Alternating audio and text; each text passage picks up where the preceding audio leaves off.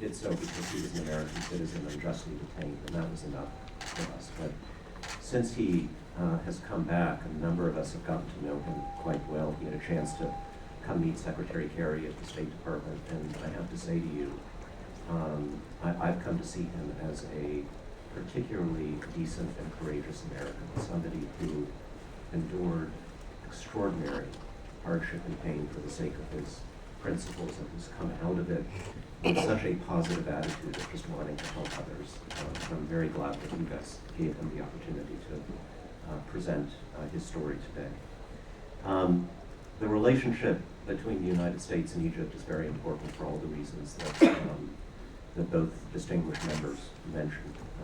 Egypt has long been a strong partner for peace and stability. The United States is committed to the security and the economic well-being of the Egyptian people. That has not changed through all the turmoil of the last few years.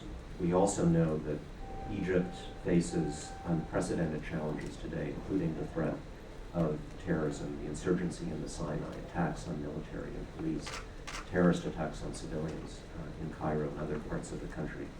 Many Egyptians have paid a huge price in this fight, and we're committed to helping them prevail, although our efforts with Egypt have undergone important changes that perhaps we can discuss. We are providing security and economic assistance. That said, we want to be very practical about this. As Secretary Kerry said during a recent strategic dialogue with Egypt, border security and law enforcement are a significant part of the equation, but the even larger imperative is to persuade and prevent young people from turning to terror in the first place. So, how do we do that? Any country facing the kind of threat that Egypt faces has to have the support of religious authorities and educators and citizens who can stand up to extremists in their communities, which means that governments have to work hand in hand with civil society. There has to be trust between the authorities and the public, which can only happen when security forces respect human rights. You also have to disprove what I think has become the terrorists' main argument, which is that there are no viable, peaceful means to pursue justice in these societies. And that can only be done if those who are critical of official policies can voice dissent through a democratic political process. So we have stressed, as you have, that human rights, democratic governance are not ancillary to countering terrorism, they are absolutely central. So let me summarize some of the issues that we have stressed in our conversations with the Egyptian government. First, it's true that President Sisi has made some very positive symbolic gestures and statements regarding religious freedom and tolerance, and he mentioned some of those. But the overall trend in the last year has been negative. I would point to large-scale, irregular, arbitrary arrests, disappearances, deaths of activists, as well as new allegations of lethal use of force during police raids, which could amount to extrajudicial killings. I'd point to a series of executive initiatives, laws, judicial actions that have severely restricted freedom of expression and the press, freedom of association, assembly, due process, including new counterterrorism legislation. I'd point to mass trials and the use of military courts to try civilians. Hundreds of people, as you know, have received death sentences in trials without any ability to present individual defenses.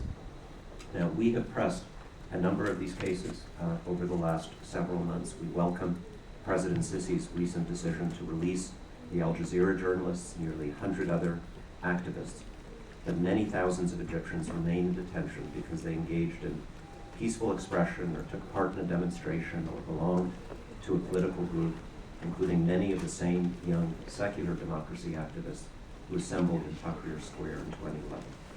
And there is reason to fear that amidst very harsh prison conditions, with thousands of political activists, political party members, protesters, all intermixed with common criminals and violent extremists in prison, the seeds of radicalization will be sown. This has happened before in Egypt's history, and the danger is especially great now because I think this situation reinforces that argument that Daesh, that ISIL makes to young people who place their faith in the democratic process in the Middle East. That the argument that peaceful methods are doomed, that those who rely on them will end up in prison, whereas those who go to Syria or Iraq or the Sinai to fight and kill, will be strong and will be victorious. This is why Secretary Kerry has called on Egypt to move rapidly through its judicial system to address this problem of mass incarceration so that, as he said, young people are not pushed into greater radicalization as a consequence of the fight against it. So to conclude, we have an interest in helping Egypt counter these terrible security threats, and we're doing so. But we will continue to make clear that the best way to win in Egypt and in every country in the region threatened by terrorism and extremism is to build institutions legitimate and inclusive enough to unite everybody, whether they're conservative or liberal or secular or Islamist, who pursues their goals peacefully. That is our interest. That's what we're trying to do. Thank you.